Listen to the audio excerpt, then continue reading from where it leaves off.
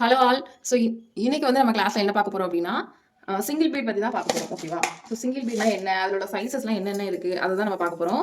Last கிளாஸ்ல உங்களுக்கு நான் என்ன கொடுத்துருந்தேன் அப்படின்னா சுகர் பீட் வந்து எப்படி வந்து பண்ணணுங்கிறத டீட்டெயிலாக சொல்லி கொடுத்துருந்தேன். அதை நீங்கள் ஒர்க் பண்ணி குரூப்ல அழகாக சென்ட் பண்ணியிருக்கிறீங்க.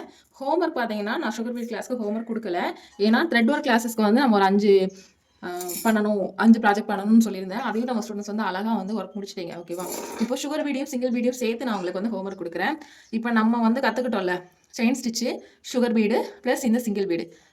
இந்த சுகர் பீடு நம்ம என்ன மாதிரி போடுறோமோ சேம் அதே மாதிரியே தான் இந்த சிங்கிள் பீடும் போட போகிறோம். சரியா?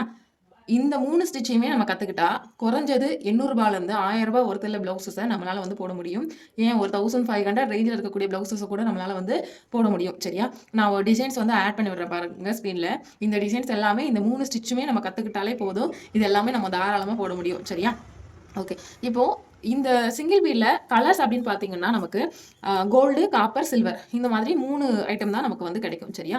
ஸோ இதில் வந்து கலர் போகாமல் எப்படி வாங்கணுங்கிறத நான் ஃபஸ்ட்டு சொல்கிறேன். கருத்து போகாமல் எப்படி வாங்கணும் அப்படின்றத நான் சொல்கிறேன்.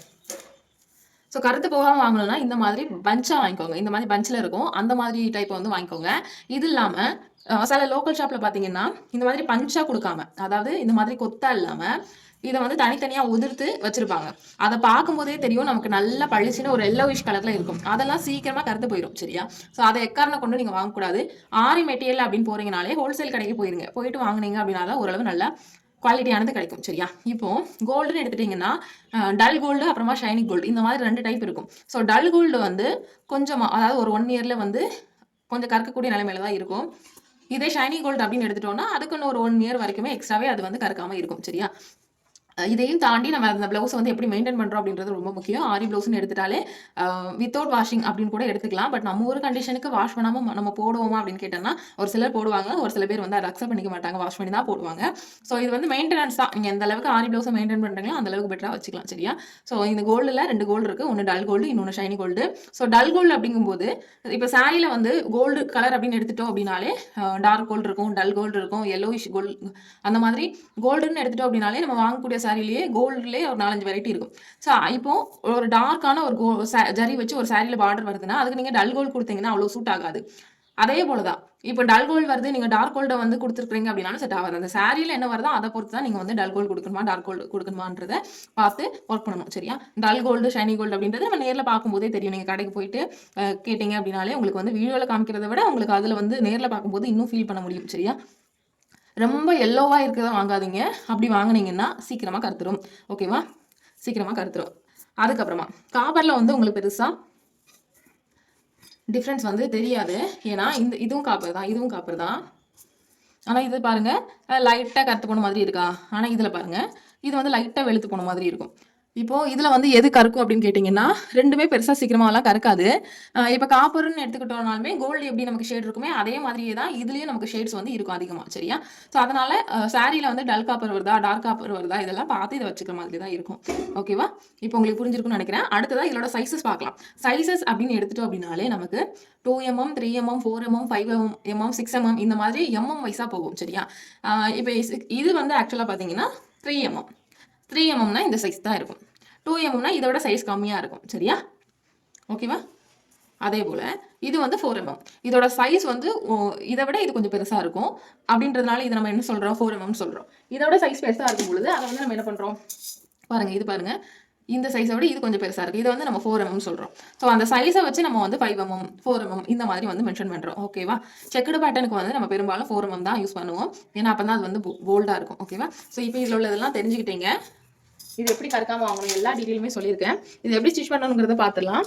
அதுக்கு முன்னாடி பீடு வெரைட்டிலே பார்த்தீங்கன்னா நமக்கு கோதுமை பீடு இருக்குது, ரைஸ் பீடு இருக்குது. எல்லாமே பார்த்தீங்கன்னா ஸ்டிச்சிங் வந்து சேம் தான். நம்ம சுகர் பீடு வந்து என்ன மெத்தடில் நான் உங்களுக்கு ஸ்டிச் பண்ண சொல்லி கொடுத்தனோ அதே சேம் மெத்தடு தான். ஓகேவா? ஸோ இது வந்து ரைஸ் பீடு. ரைஸ் பீடுனா அரிசி மாதிரி இருக்கும். நமக்கு பார்க்கும் பொழுது அரிசி மாதிரி 2 பக்கமுமே ஒரு அரிசி ஷேப்பில் தான் இருக்கும். இதுவே கோதுமை பீடு அப்படிங்கும்போது பாருங்க, ஒரு பக்கம் அகலமாகவும் இன்னொரு பக்கம் குழிவாகவும் இருக்கும். இந்த 2க்கும் கம்பேர் பண்ணி பாருங்க, உங்களுக்கு வித்தியாசம் தெரியும். 2 பக்கமுமே ஈவன் ஷேப்ல இருக்கிறது வந்து அரிசி பீடு, ரைஸ் பீடு. இது வந்து கோதுமை பீடு, வீட் பீடு. ஓகேவா? ஒரு பக்கம் குண்டா இருக்கிறது கோதுமை பீட். ஓகேவா? ஸோ இது எல்லாமே பார்த்தீங்கன்னா சிங்கிள் பீட். இப்போ நான் ஸ்டிச் பண்ணி காட்டுறேன். அது மாதிரியே தான் உங்களுக்கு வரும். இதுக்கப்புறமா இதில் உள்ள சின்ன சின்ன டெக்னிக் பார்க்கலாம். இப்போ நம்ம இதை ஒரு தடவை யூஸ் பண்ணும்போது எப்படி யூஸ் பண்ணணும் அப்படின்னு கேட்டிங்கன்னா, இதை வந்து எல்லாத்தையும் எடுத்து ஒரு பாக்ஸில் போட்டுட்டு அதுக்கப்புறம் பண்ணக்கூடாது. அப்படி பண்ணிங்கன்னா டைம் வேஸ்ட் ஆகும். நீடியில் அப்படியே வந்து இப்படி விட்டிங்கன்னா ஒரே நேரத்தில் நம்ம ஜஸ்ட் ஒரு 5 செகண்டில் நம்ம வந்து 4 பீடை வந்து கொடுத்துட முடியும். இல்லை நம்ம ஒன்று ஒன்றா கலெக்ட் பண்ணுறோம் அப்படின்னா டைம் எடுக்கும். சரியா?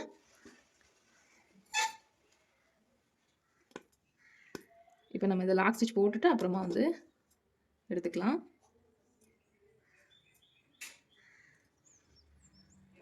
லாக் ஸ்டிச் போட்டாச்சு. கேப் வராமல் நம்ம பண்ணணும். அவ்வளோதான். அதே மாதிரி தான் அகைன்.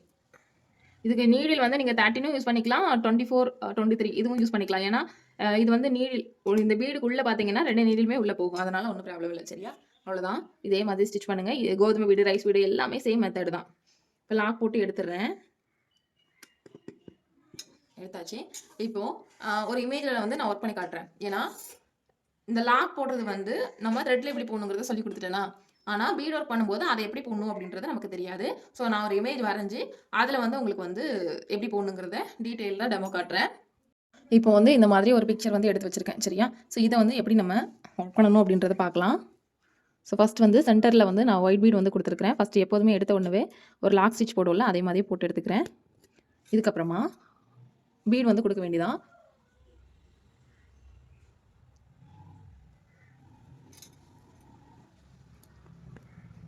பீட் வந்து கேப் வரக்கூடாது. அதே நேரத்தில் நம்ம ரொம்ப நெருக்கி அழுத்தவும் கூடாது.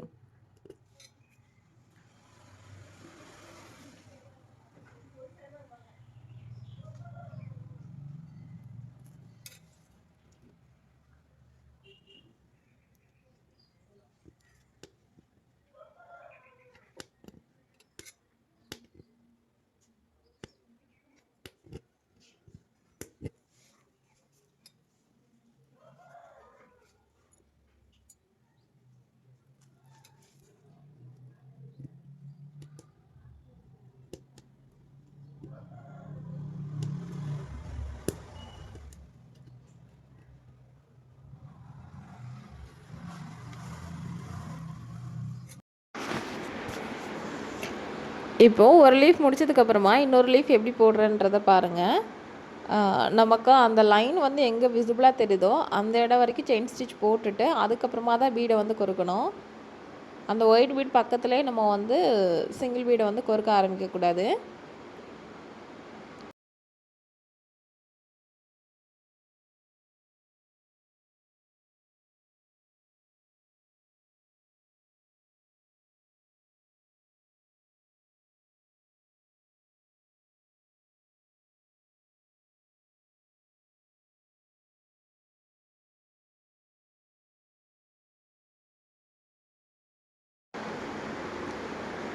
இப்போ பாருங்கள், செகண்ட் பெட்டல் முடிச்சதுக்கப்புறமா தேர்ட் பெட்டலுக்கு அந்த மார்க்கிங் ஒயிட் மார்க்கிங் வந்து நமக்கு எங்கே விசிபிளாக தெரியுதோ அந்த இடத்துல தான் நான் வந்து பீடை வந்து லோட் பண்ண ஆரம்பிக்கிறேன். இதே மாதிரியே ஃபுல்லாக எல்லா லீஃபையும் ஃபினிஷ் பண்ணிடலாம். இப்போ நம்ம எடுக்கக்கூடிய பிக்சரை பொறுத்து சில லீஃபில் பார்த்தீங்கன்னா எல்லா லீஃபுமே சேமாக ஒரே மாதிரியே இருக்கும்.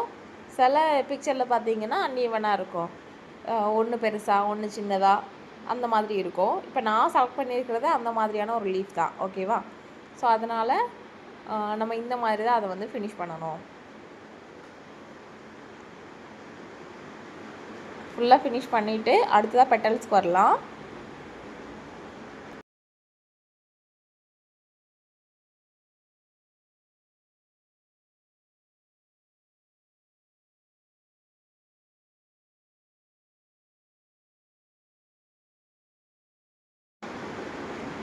இப்போ பெட்டல்ஸ்லாம் முடிச்சதுக்கப்புறமா அந்த ஸ்டெம்முக்கு வந்து சேம் இந்த சிங்கிள் பீடே நான் கொடுத்துக்கிறேன்.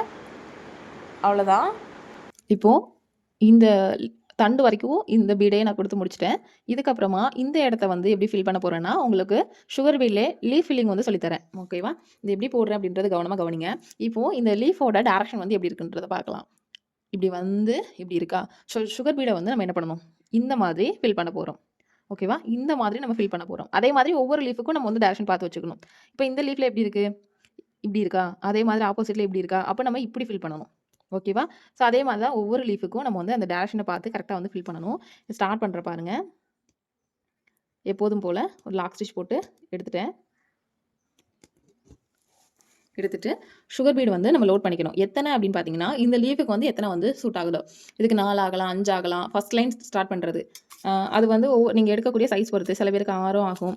அதுக்கு மேல பெரிய லீஃபெல்லாம் போக வேண்டாம். சரியா? 6ங்கிறதே மேக்ஸிமம் தான். அதுக்கு மேல வந்து ஃபில் பண்ணோம்னா, இந்த இடத்துல ஃபினிஷிங் சரியா வராது. 3 to 4 அப்படின்றது மீடியமான லெவல். அதுக்கு மேல நம்ம லீஃப் வந்து இந்த லீஃப் ஃபில் பண்ணோம்னா, கழட்டினதுக்கு அப்புறமா ரொம்ப லூஸ் ஆயிடுற மாதிரி இருக்கும். சரியா? இது எல்லாத்தையுமே சேர்த்து ஒரே ஸ்டிச்ல வந்து நம்ம வந்து ஸ்டிச் பண்ண போறோம். இப்போ குட்டியா அகைன் ஒரு லாக் ஸ்டிச் போட்டுட்டு எங்க ஸ்டார்ட் பண்ணமோ அதே இடத்துக்கு லாங்கா ஒரு ஸ்டிச் போட்டு அங்க ஒரு லாக் ஸ்டிச் வந்து போட்டாச்சு. போட்டு இப்போ மறுபடியும் பீட்ஸ் லோட் பண்றேன். இப்போ ஃபர்ஸ்ட் நம்ம வந்து ஒரு 4 பீட் கொடுத்துருக்கோம்னா, அடுத்து கொடுக்கக்கூடிய பீட் வந்து 5 பீடா இருக்கணும். ஏன்னா லீஃப் வந்து ஸ்டார்ட்டிங்ல வந்து அகலம் கம்மியாகும். அடுத்ததா போக போக அகலம் கூடுதலாகவும் இருக்கும். இங்க ஸ்டிச் போட்டேன்னா இங்க ஒரு லாக் போட்டுறேன்.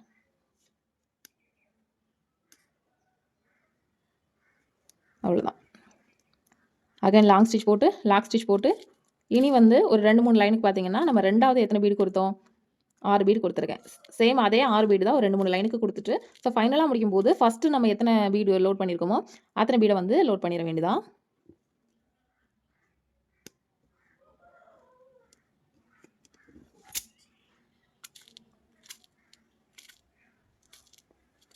இந்த ஸ்டிச்சஸ் எல்லாம் பீட் ஒர்க் எல்லாமே கற்றுக்கிட்டதுக்கு அப்புறமா நம்ம இதுக்கப்புறமா ப்ளவுஸ் உடனே ஸ்டார்ட் பண்ணிடலாம்.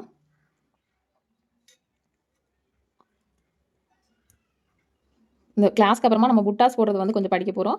அதை முடிச்சுட்டு ஸ்ட்ரைட்டாக உங்களுக்கு ப்ளவுஸ் போடுறது தான் வந்து பீட் ஒர்க் முடிச்சுட்டு தான் நம்ம என்ன பண்ண போகிறோம், சில்க் த்ரெட் கிளாஸ் வந்து போக போகிறோம். சரியா? ஒரு ப்ளவுஸ் போட்டோம் அப்படின்னா உங்களுக்கு வந்து ஒரு கான்ஃபிடென்ட் வந்துடும். அந்த ஷேப்புக்கு தகுந்த மாதிரி அந்த பீட்ஸை வந்து அட்ஜஸ்ட் பண்ணிட்டே வரணும். இப்போ இந்த இடத்துல 4 நான் போட்டு பார்க்குறேன். 4ங்கிறது கொஞ்சம் சரியாக இருக்கான்றதை நம்ம போட்டு பார்த்துக்கலாம். இப்போ எனக்கு ஓகே தான். அப்போ இந்த இடத்துல லாக் போட்டுட்டேன். அகெயின் முடிக்கும்போது அப்போ இன்னும் வந்து கம்மியாக போட்டுக்கலாம். 2 அந்த மாதிரி போட்டுக்கலாம்.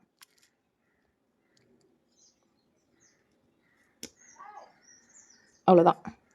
போட்டு இதை அப்படியே விடக்கூடாது. செயின் ஸ்டிச் வந்து சுற்றிலும் வந்து போடணும். சரியா? ஜரி த்ரெட் வச்சு செயின் ஸ்டிச் வந்து சுற்றிலும் போடலாம். அப்படி இல்லைனா சில்க் த்ரெட் யூஸ் பண்ணுறீங்கன்னா அதை வச்சு கூட போடலாம். நல்ல ஒரு 2, 3 லைனுக்கு போட்டிங்கன்னா அந்த லீஃப் வந்து அழகாக வந்து ஃபினிஷ் ஆகிடும். ஓகே, ஃபஸ்ட்டு லீஃப் வந்து நம்ம சக்ஸஸ்ஃபுல்லாக முடிச்சிட்டோம். இதே மாதிரியே ஒரு லீஃப் வந்து நம்ம ஃபில் பண்ணணும். நான் ஃபில் பண்ணிவிட்டு காமிக்கிறேன். அவ்வளோதான். இப்போ எல்லாமே நம்ம ஃபினிஷ் பண்ணி எடுத்துட்டோமா? ஸோ இதே மாதிரியே ஒரு கொடி டிசைனோ இல்லை உங்களுக்கு என்ன மாதிரியான டிசைன் தோணுதோ அதை வந்து ஒர்க் பண்ணி அனுப்புங்க. வாட்ஸ்அப் குரூப்பில் ஜாயின் பண்ண ஸ்டூடெண்ட்ஸ்க்கு நானே சாம்பிள்ஸ் வந்து வாட்ஸ்அப் குரூப்பில் ஷேர் பண்ணுறேன். தேங்க்யூ.